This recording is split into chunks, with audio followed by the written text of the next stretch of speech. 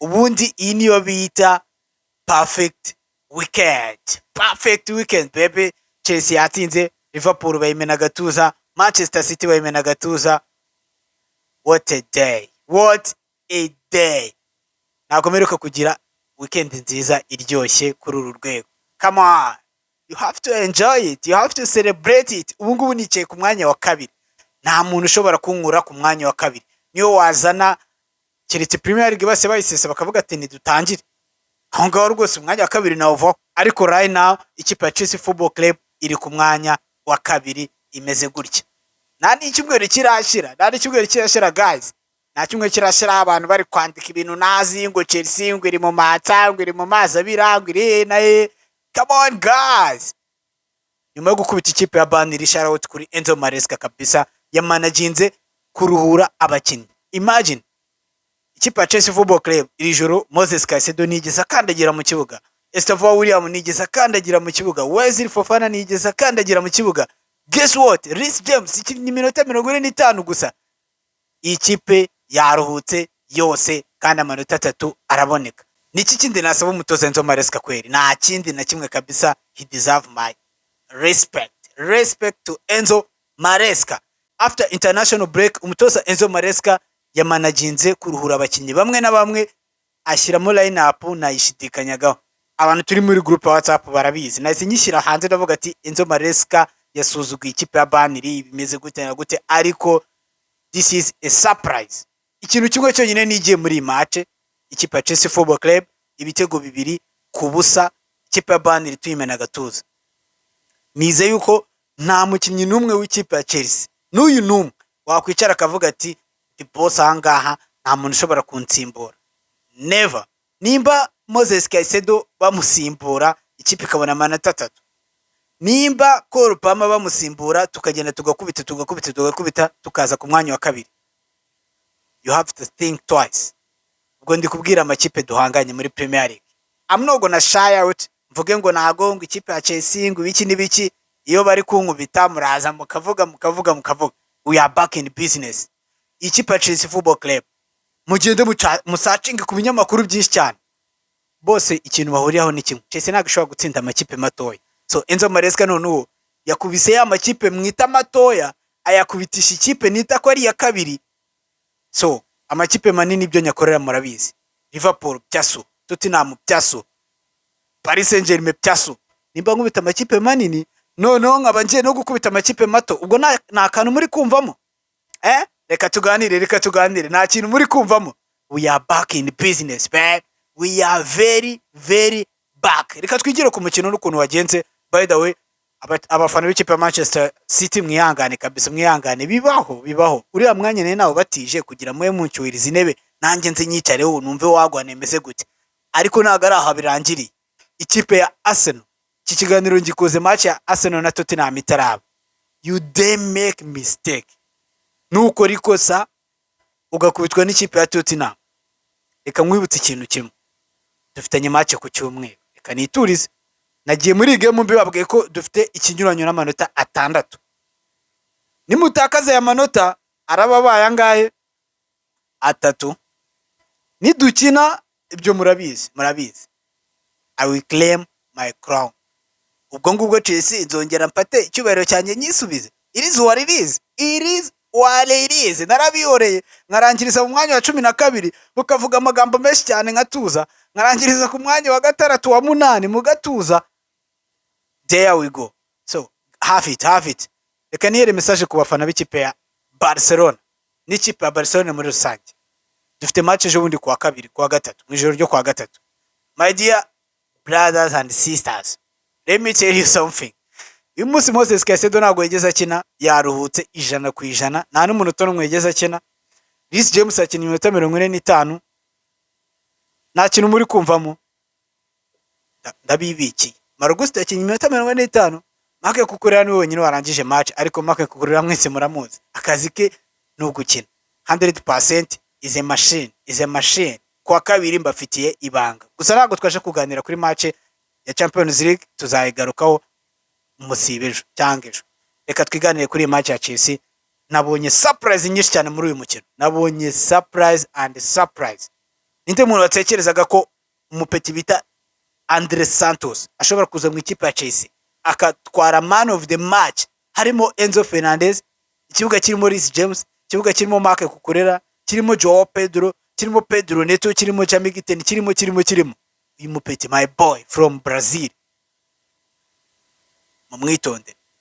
mumwitondere yatangiye kwerekana just a little bit, it's not too much, that is a little bit.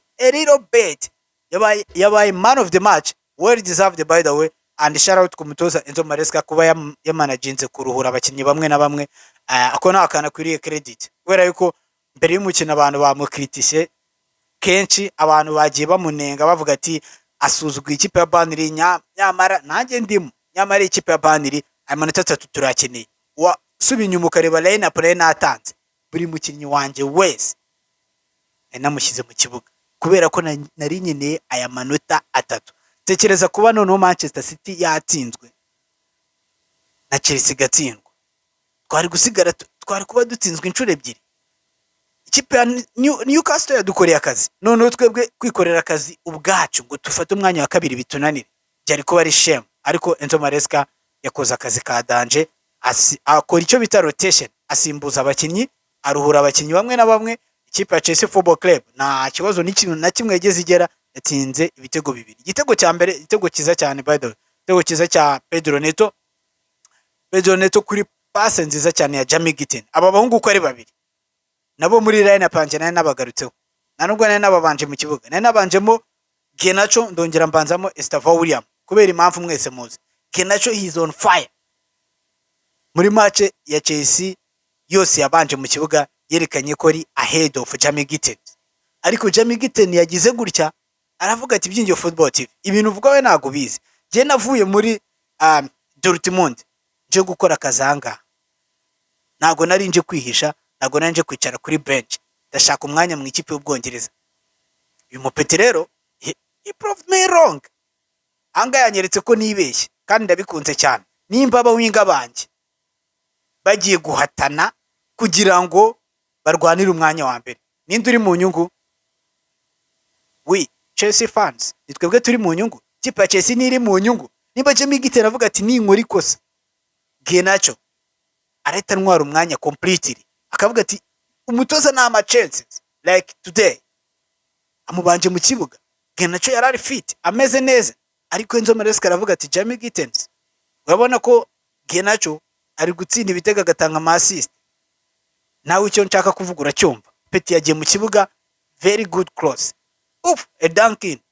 Pedro Neto nawe umutwe mwiza cyane, jumping, atsinda igitego cya mbere. Ikipe ya Chelsea ibigiye ahead mu gice cya mbere rwose cy'umukino. Nubwo tutakinnye match nguri sexy, match iryoshye imeze neza, ariko umupira twateye cyo nashakaga yari amanota 3. I don't care how we score goals, nubwo twanatsinze ibitego twayirushije ino kipe ya Burnley mu gice cya mbere. Burnley murabiza mu kipe mato ya buri gihe yaje gukina na Chelsea, azayameza amababa, azayameza gatuza, avuga ati tugomba gutsinda Chelsea. Some of them abigeraho bakanadutsinda by the way, ariko uyu munsi Enzo Maresca, shout out kuri Enzo Maresca kabisa. Jamie Gitten rero yagiye mu gakino, nawe naramukuye mu gakino ariko akagaruyemo. So hagati ye na Garnacho, game yabo tugiye kwireba. Uzajya ujya mu kibuga wese azajya avuga ati nanga assist cyangwa nsindi igitego, otherwise I'm out. Ku ruhande rw'ibumoso Pedro Neto, dukuyemo na cya gitego yatsinze, yagize umukino mwiza. Ibyo nsaba byose kuba winga banje, bomb forward, na bintu byo gutanga udupass dusubiza inyuma, bagwa baro irukanyira imbere, katama amacross, cenga winjira muri box, kubita shot, you never know. Muzama ashobora gutsinda igitego, ashobora kwitsinda, ashobora kuba deflection igitego kikajyamo, why not? Kubera iki wasubiza inyuma? Byari direct every single time Neto yabaga afite baro direct. Niyo mpamvu nari nabanjemo Estevao William, kuko ndabizi icyo mbona kuri Estevao William kirazwa. Muhe baro arakwereka abadefenseur baryama hasi bashekinga. Kubera iki? Azi icyo gukora. Umuha baro ni umuwinga, agomba kwinjira muri box, agomba gukereya chance, agomba gutsinda ibitego. So nimba Pedro Neto nawe agiye gushyiraho ibitego kuri game ye, by the way we nawe top scorer y'ibitego 4 we na Enzo Fernandez. Ibitego byose 4 yatsinze Pedro Neto, yabitsinze muri Premier League. So bivuze ngo rero he deserves to start games. nimba umutoza Enzo Maresca avuze ati ndashyiramo Pedro Neto, nta muntu uzongera kuburana. Nimba avuze ati ndashyiramo Estevao William, nta muntu uzongera kuburana. Ibi nibyo nshaka. Ndashaka ko buri mukinnyi w'ikipe ya Chelsea wese agomba kuba ari on it, no sleep up, sleeping up like Liam Delap. Ikindi kintu nigiye muri iyi game, umupeti bita Mark Guehi ku myaka yiwe 19, 18, 19 ntabwo aranayuzuza. Ku myaka yiwe 19, Mark Guehi ni umupeti wo gushyiraho amaso yanyu. Umutoza Enzo Maresca yamuzanyemo mu gice cya kabiri, match enda kurangira hafi minota 70, atanga assist nziza ya going around the defender, amwinjirana muri box, amutega ukuboko mu defenseur buri buryo akikuraho, akataga cross cut back, uragenda usanga Enzo Fernandez ishot ryiza cyane on the bottom of the corner, igitego kiba kigiyemo cya kabiri. Chelsea ibonye ibitego bibiri. Ikipe ya Burnley aho ngaho yari yarangije kuva mu mukino. Bivuze ngo rero Liam Delap ntago agomba kuryama, agomba guhora ari tayari, avuga ati ndakora ikosa, Mark Guehi arahari aratajya mu kibuga. Liam Delap ntabwo agize match nziza, ariko ntabwo yageze akina nabi by the way. Gusa icyo mba nshaka ngiye mu mwataka, ntagomba nshaka ko umwataka ngo ari wa mwataka uza gutanga udupase, uza gufasha defense. Akazi k'umwataka ni ugutsinda ibitego my brother. Akazi k'umwataka ni ugushyira kariya kabaro muri box ukagashyira muri net, that's it. Niko kazi k'umwataka. Nta muntu uzibuka ngo twari dufite umwataka ngo yakundaga kudefanda, ngo akunda gukina muri midfield. Dufite aba midfield bench, dufite n'abandi bicaye kuri bench babuze umwanya. Akazi kawe ziriya baro bakuzanira muri box, tsinda igitego. Apana byo gushuta uflying like urimo urahandura inyoni. For what? You have to score goals. Naravuze muri preview yanjye navuga ati uyu mupeti niba ashaka kujya mu ikipe y'Ubwongereza, he has to score goals. There is no any other way. So gusa ntabwo ndibujyemo muri iki kiganiro naje gucomplaininga. Cyo nashakaga yari amanota 3 abahungu bayabonye. That is a confidence poster.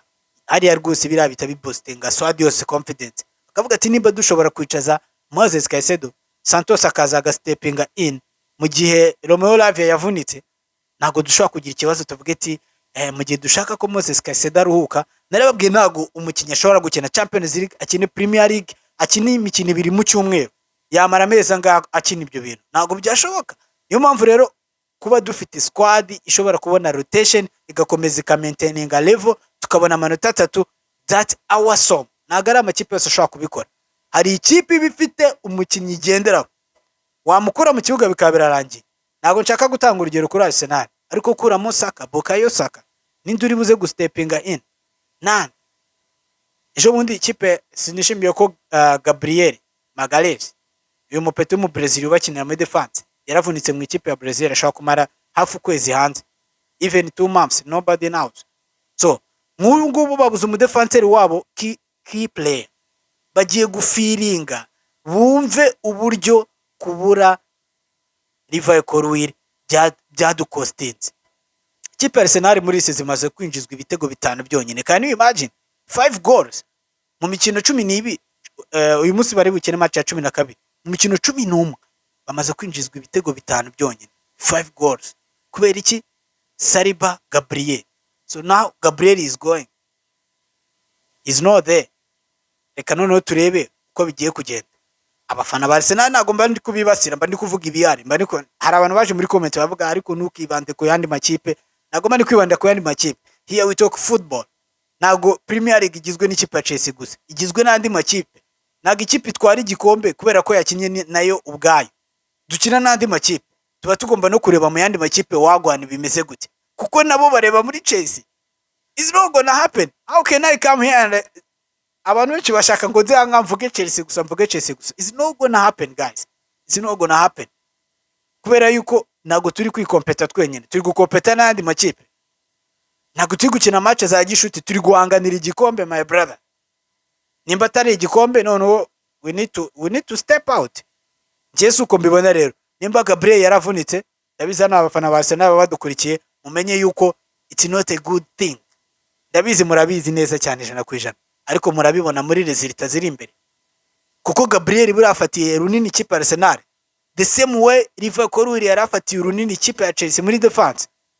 Can you imagine iyo tuba dufite Liverpool Corwil ubu ngo muri defense yacu? Nago tuba turi kurira ko bashyiramo Tosin na Darabioyo tukareba match dufite ubwoba. By the way, Tosin na Darabioyo ntabwo yigeze agira match mbi, yakinnye neza. Shout out kuri Tosin na Darabioyo. Nari mufite ikibazo cya danje ariko uyu munsi yakinnye neza. Cyane cyane ko nta na pressure bigeze bamushyiraho. Gusa Enzo Maresca reka mwibwira akantu kamwe. Please, I beg you, don't play Tosin na Darabioyo against Barcelona. I hope ko yicaje Wesley Fofana, yenda nta nubwo yageze asa ku kibuga, ntabwo nigeze mubona, wasanga yamubikiye Barcelona, ariko nashyira mu Tosin na Darabioyo, we are screwed, we are dead. Turaba duhuye n'ibibazo bikomeye cyane kubera ko Barcelona is not banning my brother. Bara ni abahungu bacenga, ni abahungu baza on your face. Ntabwo ari ikipe izajya kuryama muri defense gusa ngo imere gutya ngo ivuge ati we are not gonna do anything. It's a battle on the bridge. We have to do it. We need to win this game. There is 2 games coming in our way. Nidutsinda zino match ebyiri iraba ari ntabwo iba ari victory gusa, iraba ari statement. Turaba tuje kwereka amakipe yose adufiteho doubt, abantu bose badufiteho badushidikanyaho ko tudashobora guhanganira Champions League, ko tudashobora guhanganira Premier League. Ndahita nshyira Miriwari hano nangire ndebere andi makipe muri Miriwari. Nje mamagara Liverpool, where are you? Witabe. Nongere mamagare ku rutonde. Liverpool ngo bigeze kuri 10 na kangahe imanuka. Ane Aslot ari mu bibazo bikomeye cyane. Uyu mutoza nyuma y'umukino yavuze ati it's my responsibility to get the best out of these players, and he is right. Byavuga n'ukuri, nta kazi ke ni inshingano ze. Ikipe iri mu manga iribira niko nabivuga, nta kazi ko mutoza, otherwise you are out. This is nyuma y'ibindi byose, iyi ni business. Football is all about business. Ntago umuherwe wamubwira ngo nyamara ngo naye naguhaye igikombe ngo sezishize ngo areka ngo ikipe yawe ngo ikarangiza ku mwanya wa 15.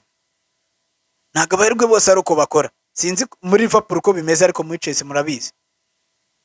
Uretse Enzo Maresca nawe kubera projet y'ikipe ya Chelsea, ikipe ya Chelsea kugira ngo abantu batanabizi babikurikirana babimenye, ikipe ya Chelsea ntago projet ya Chelsea iri mu myaka 2-3. This is a 10 years project. Ini project bihaye mu myaka 10 at least kugeza muri 2030.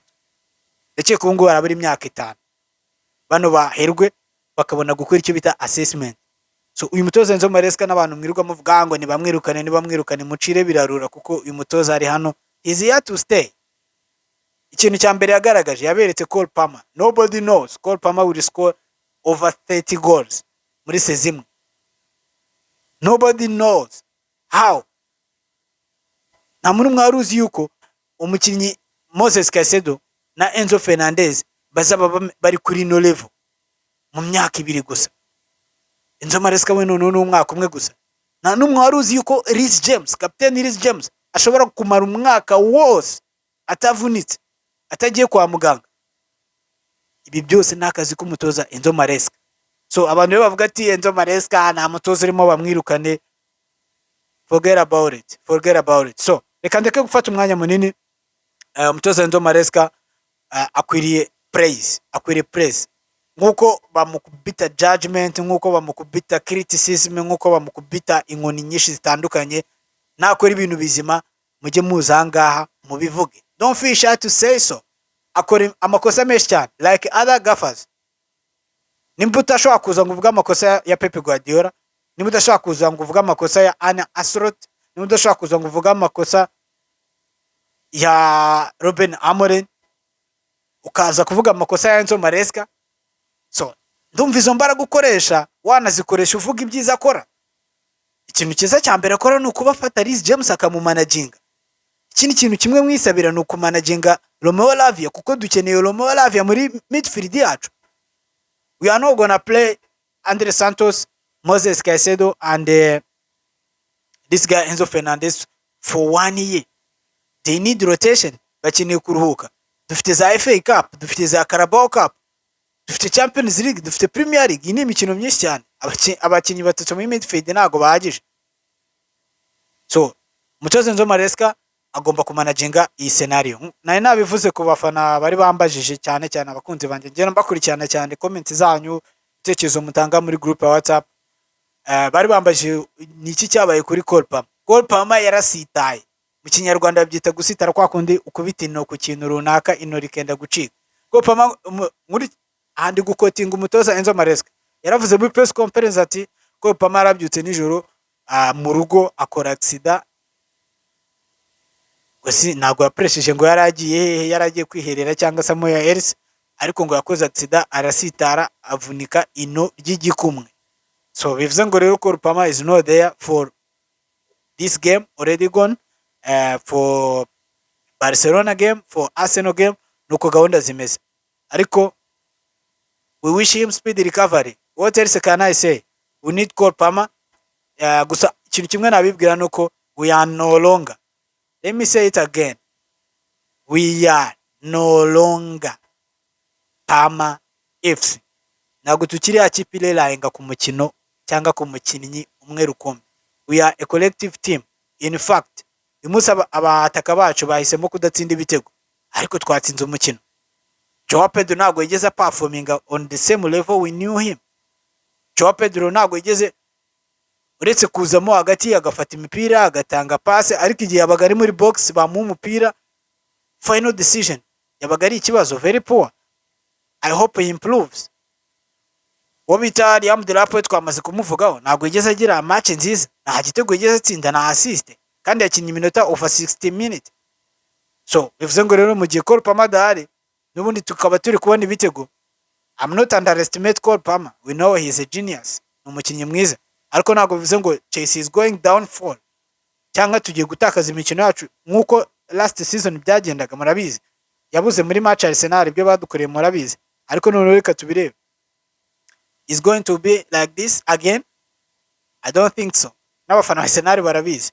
So I hope umutoza Enzo Maresca yicaje Estevao William ku gatebe kugira azamukinishe kuri match ya Barcelona. I hope kuko ndashaka kubona uno mupeti akina ikipe ya Barcelona. Ndashaka kumubona atsinda igitego, ndashaka kumubona afiringa pressure yo gukina muri Champions League. Afite igitego cya mbere n'ubundi already muri Champions League, yakubise ikipe ya Ajax, ni twakinnye niye kipe Ajax mu rugo, ayikubita igitego yemena gatorero. So uyu mupeti rero he has to play Barcelona, isn't it? So reka nsore zanga ubu ngubu turangije iki cyumweru turi ku mwanya wa kabiri. Ko byagenda kuri match yari yose nta kipe ishaka kutujya imbere. Amanota 23 yacu, kipe dukurikiye ni kipe ya Manchester City amanota 22.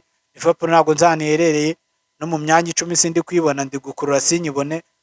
Keretse nimba mwe mufite itoroshi ireba kure cyane, ariko abafana b'ikipe ya Liverpool mwihangane kabisa, bibaho ntabwo bivuze ngo gushora. Erega impamvu mba mbagarukaho nagaruko mbacaka, nagaruko nagaruko ngiye ngo mba trolling, kubera ko mwese ndabakurikirana cyane cyane abantu bafite ibinyamakuru bikaze. Ikipe ya Chelsea yatsinzwe baba bashyushye, baba bameze nabi, baba cyane cyane abafana ba Liverpool kuno babivugisha this is a small team, karakanje hano none sindi kubabona no mu myanya 37 nayo sindi kubabona. Twaguze Moses Caicedo miliyoni 115 kubera twamupapuye Liverpool. Umuntu wibuka skandale yi transfer ya Moses Caicedo, kipe Liverpool yaramucesingira ishaka kumuducapura, ariko bariko mbivuga ibonye umupeti ahisemo akavuga ndijya mu ikipe ya Chelsea. Hari umunyamakuru w'Ubwongereza bita Jamie Gallagher, abantu bakurikirana football baramuzi, naje na kimwe yigeze atuza. Every single time yabaga ari kuri Chelsea atayivuga ibintu, atayivuga ikintu na kimwe cyiza. Muri iki gitondo ashaka kumukurikirana ndebe none what is he going to say. Siko yavugaga ikipe ngo ishora ngo miliyoni 115 ngo kumukinnyi ngo utanagize n'ikintu ayimariye. My brother, mwashoye miliyoni 120 kuri Vaz mumukwe mu Budage. Where is he now? Na assiste na n'igitego afite muri Premier League, even muri Champions League nta kintu na kimwe ahagaze. Mwashoye miliyoni 150 England mu Bwongereza, nta mukinnyi n'umwe uragura ayo mafaranga miliyoni 150 mu gihugu cy'Ubwongereza uretse Liverpool yaguze Alexander Isaac. Yari yabafasha se byibuza no gutsinda ikipe nimwe muri Premier League? Where is he? So nitujya rero tujombamo akantu, ntimukaze ngo musare ngo ariko nguko iki wibasira amakipe yacu bro, namwe muratwibasira, mujye mubyihanganira, kandi ni football, nta rwango ruba rurimo, it's a banter, tuba tugomba kujoking. That's why we love football, that's why we love football bro. So reka nsoreze ahangaha, tuze guhura ku munsi w'ejo dukomeza n'ibindi biganiro. Murabizi ndabemera cyane, reka ngire ngo à la vista vista, ndabakunda cyane, ciao.